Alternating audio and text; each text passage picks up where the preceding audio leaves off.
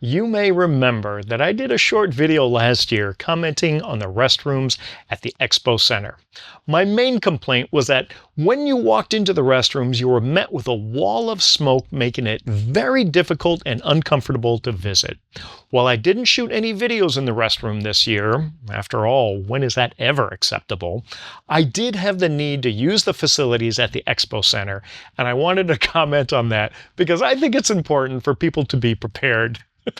So this year, I noticed a markedly reduced amount of smoke in the bathroom. In fact, it was so reduced that I honestly feel that the lingering smell of smoke is more likely to be years of leftover smoke residue that still lingers.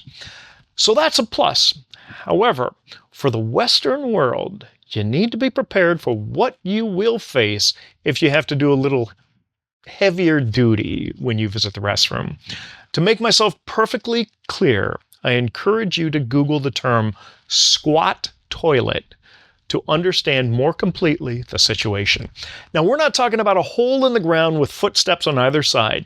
This is a proper porcelain toilet that you squat over versus a toilet that you sit upon.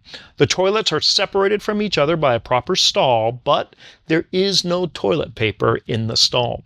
The toilet paper is mounted on a dispenser on the wall of the bathroom, which requires you to gather your paper before you enter the stall.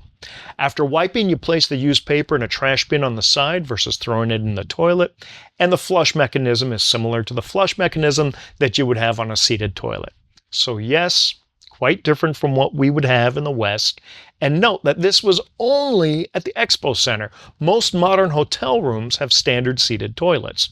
So while it is a bit different, it was quite functional. I used it perfectly fine, and it's arguably more sanitary than public seated toilets. If you're a field collector, as many of you are, or spent any amount of time outdoors in nature, it's not really dissimilar to the actions you take if nature calls out in the wilderness. It's just inside, and inside of a major city. So again, different, but that's one of the great allures of travel. You get to experience the ways that different cultures do things that may not be the same as our culture. In the end, you'll be fine. Just be aware.